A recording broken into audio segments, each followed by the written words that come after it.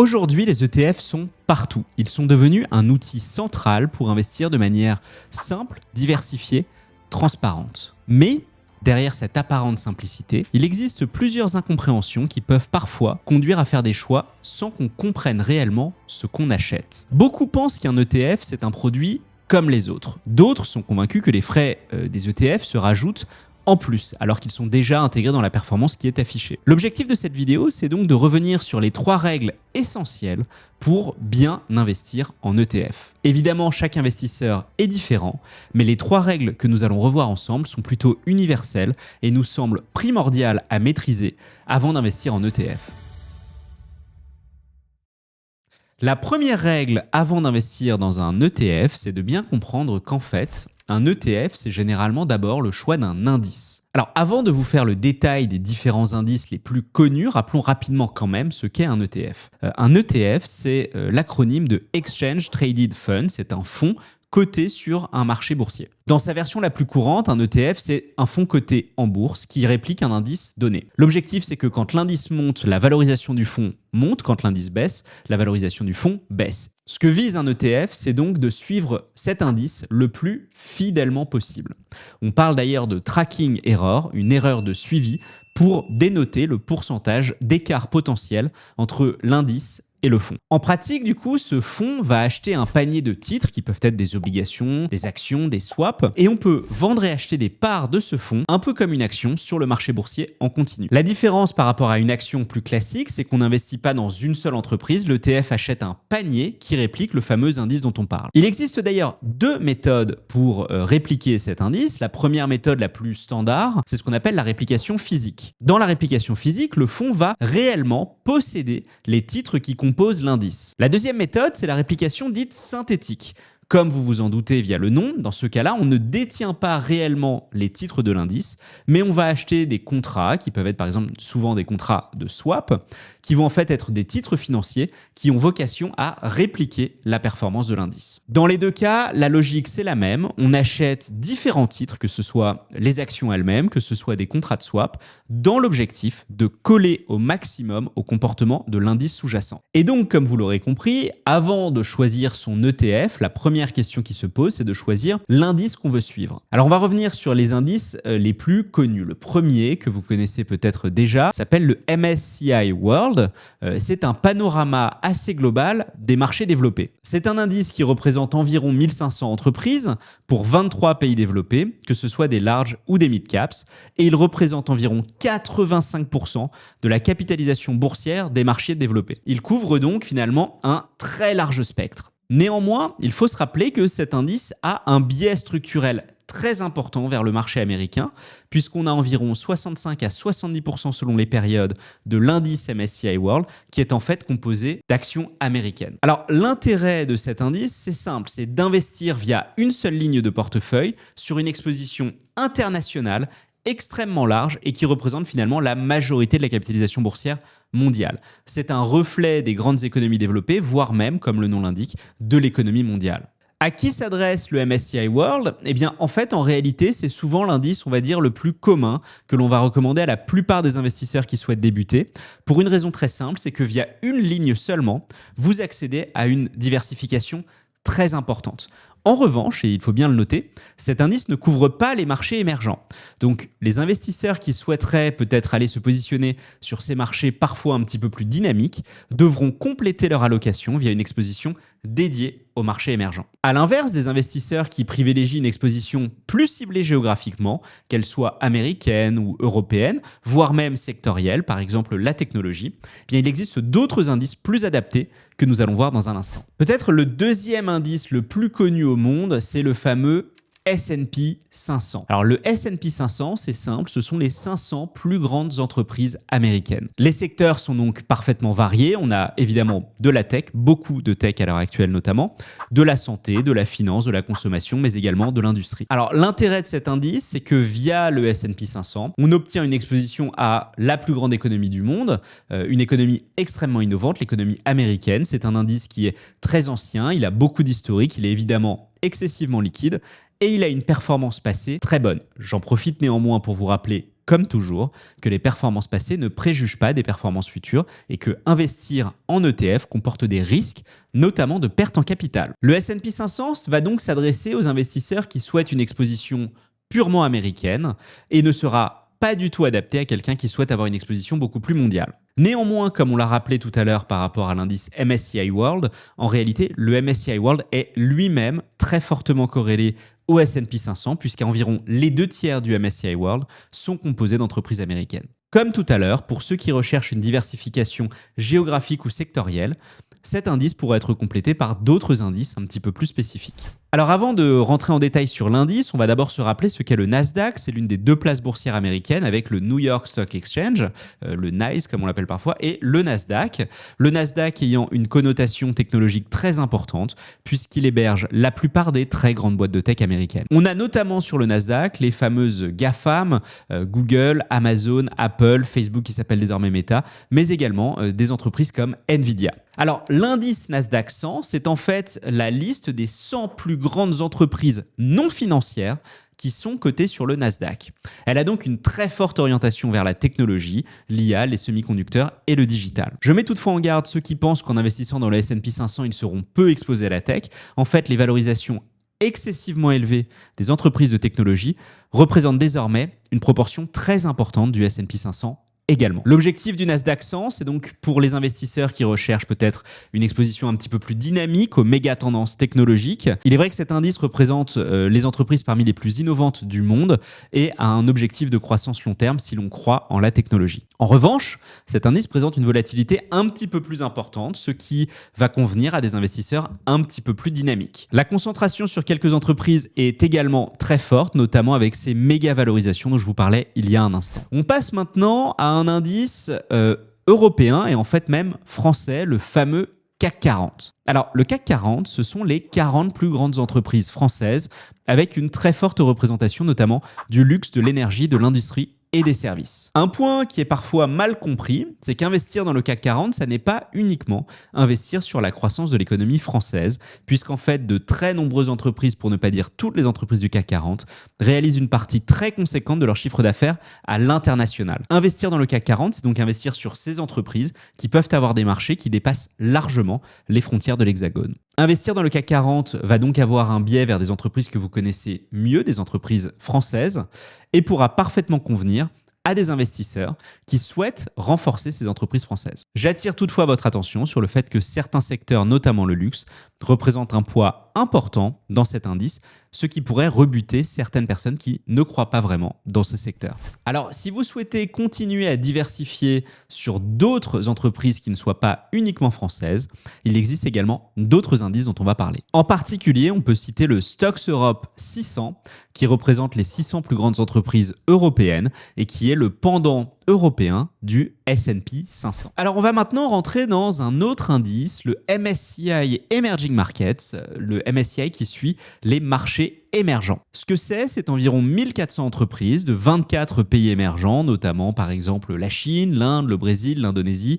ou le Mexique. L'intérêt, c'est d'avoir une exposition à des zones qui sont en transition démographique, économique et technologique, qui peuvent donc présenter une perspective de croissance un petit peu plus élevée que des marchés plus matures. On rappelle toutefois encore une fois que investir comporte des risques, notamment sur les marchés émergents, qui ont tendance à être beaucoup plus volatiles. Il y a donc peut-être une perspective de gain plus élevée avec un potentiel de risque plus élevé. Généralement, on va recommander d'utiliser le Emerging Markets comme un indice de complément par rapport aux marchés développés pour des personnes qui cherchent un petit peu plus de risques. Néanmoins, les marchés émergents peuvent présenter des contextes politiques, monétaires, réglementaires un petit peu moins matures que les pays développés, ce qui peut avoir un impact significatif sur votre investissement. Le point intéressant de cet indice, c'est que les performances des pays émergents sont souvent un petit peu moins corrélées au cycle des marchés plus matures et cela peut donc venir équilibrer un portefeuille. Voilà, on vient de faire un tour d'horizon rapide des indices principaux. Maintenant, la deuxième question qui se pose finalement, c'est dans quel support loger les ETF ?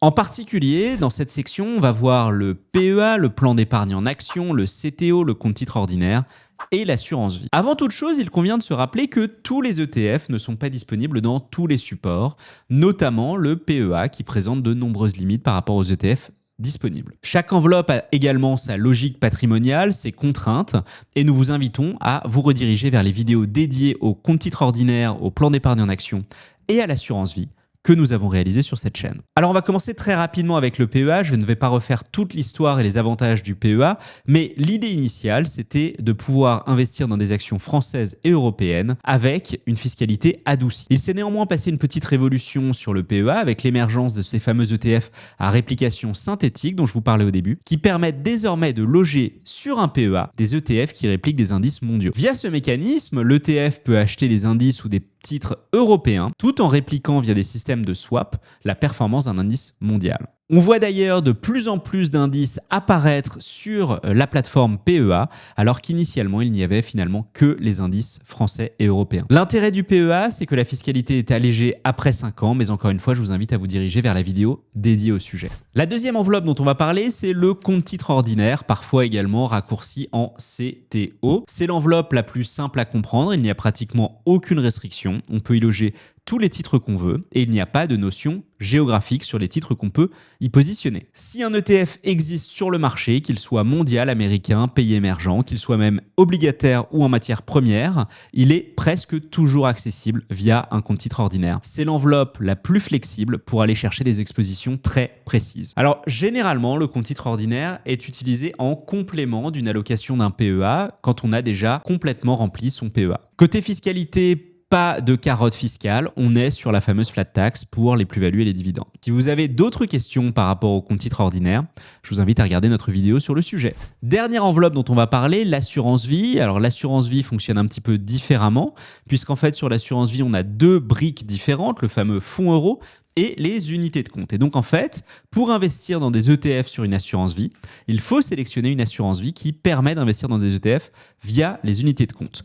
Un petit peu comme pour le PEA, il y a une limite aux ETF qui sont disponibles et cette limite dépend de chaque assurance vie puisque c'est l'assureur qui va décider d'inclure ou non un ETF en unité de compte. Il est également primordial de bien regarder les frais puisque l'assureur va généralement prélever des frais annuels d'enveloppe qui vont permettre d'avoir accès aux unités de compte. J'en profite d'ailleurs pour souligner le fait que nous avons lancé l'assurance vie Louvre Infinity, l'assurance vie qui a les frais les plus bas sur les unités de compte et qui propose une gamme relativement large d'ETF pour s'exposer aux indices principaux mondiaux. Alors si Louvre Infinity vous intéresse, toutes les informations sont dans la description. L'assurance vie, c'est une enveloppe qui s'inscrit dans une logique patrimoniale puisqu'elle a des avantages à la fois sur les retraits, sur l'impôt sur le revenu, un petit peu comme le PEA, mais également sur la transmission.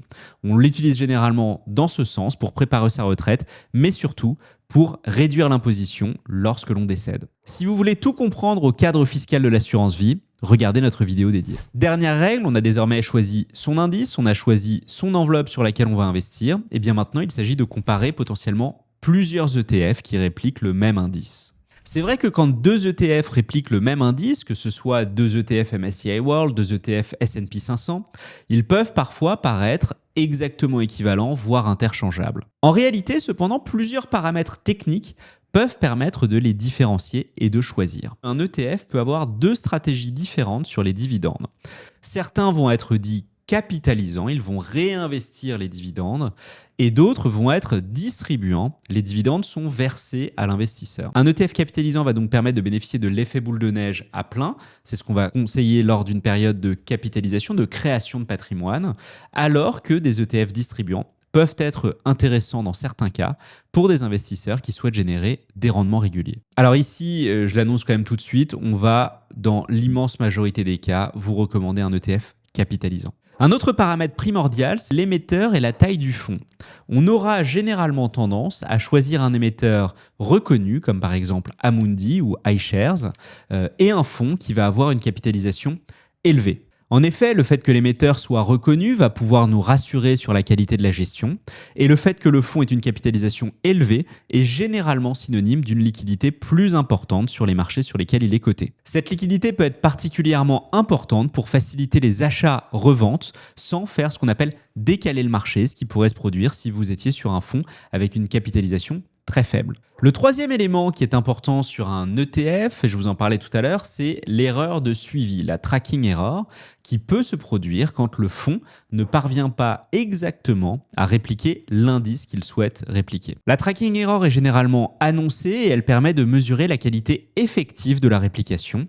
Plus la réplication est bonne, et bien plus faible sera la tracking error. Le mode de réplication peut également permettre de distinguer deux ETF, comme on l'a dit tout à l'heure. Certains vont avoir une réplication physique, d'autres vont avoir une réplication synthétique, et certains investisseurs vont préférer la réplication physique perçue comme plus sûre. Un autre paramètre primordial, c'est de regarder les frais internes au fonds, ce qu'on appelle le TER, le Total Expense Ratio, le taux de dépenses internes au fonds total. Ce qu'il faut bien comprendre cependant sur ces frais de gestion, c'est qu'un petit peu comme pour les SCPI, la performance qui est affichée par le fonds est déjà nette de ces frais de gestion. Je rappelle, sur une SCPI, quand on vous parle d'un taux de distribution de X%, ce X% est après les frais de gestion interne. C'est pareil pour les ETF. Et du coup, ce que ça veut dire, c'est qu'en fin de compte, si un fonds dont le TER est supérieur à un autre, mais que la performance sur une année est supérieur au deuxième fonds, eh bien, il peut parfois être plus favorable de choisir un fonds aux frais plus élevés. Alors, je vous rassure, quand même, la règle standard, c'est toujours que moins de frais, c'est généralement mieux, mais il peut y avoir des particularités sur certains fonds. Un autre élément à garder en tête, c'est ce qu'on appelle le spread. Le spread, c'est la différence entre le prix d'achat et le prix de vente. Ceux-ci ne sont en effet jamais égaux. Il y a ce qu'on appelle un carnet d'ordre qui permet à chacun de se positionner à l'achat ou à la vente à des prix un petit peu différents. Sur certains fonds, généralement ceux qui ont une capitalisation relativement faible, la volumétrie de transaction va être très modeste et dans ces cas-là, le spread peut être important. Cela peut, in fine, au gré des différentes transactions réalisées, avoir un impact conséquent sur la performance de vos investissements. En résumé, même quand deux ETF affichent le même indice dans leur nom, ils ne sont pas nécessairement équivalents. Que ce soit l'émetteur, la taille du fonds, la politique de versement des dividendes, les frais, l'erreur de tracking, tout cela peut avoir un impact considérable pour l'investisseur et vous aider à choisir. En conclusion, investir en ETF peut sembler simple et c'est parfois le message qui est communiqué sur les réseaux sociaux. Néanmoins, il est quand même vraiment primordial de bien se rappeler des quelques conseils que nous vous avons distillés dans cette vidéo et notamment, premièrement, quel indice acheter, dans quel support le loger et troisièmement, comment bien choisir le fonds qui réplique cet indice. Alors, investir en ETF permet d'avoir une exposition simple et diversifiée sur les marchés boursiers. Néanmoins, l'investissement ETF présente également des risques, notamment de perte en capital. Les performances passées qui sont affichées sur les ETF ne sont pas représentatives des performances futures et la performance n'est jamais garantie. Si cette vidéo vous a plu et que vous souhaitez que l'on fasse d'autres vidéos sur le sujet des ETF, dites-nous les sujets qui vous intéressent en commentaire pour qu'on vous prépare des vidéos dédiées. Merci. Je vous rappelle également qu'on vient de lancer Loove Infinity, une assurance vie qui a les frais les plus bas sur les unités de compte et donc notamment sur les ETF. Si vous êtes intéressé, vous retrouverez toutes les informations dans la description de cette vidéo.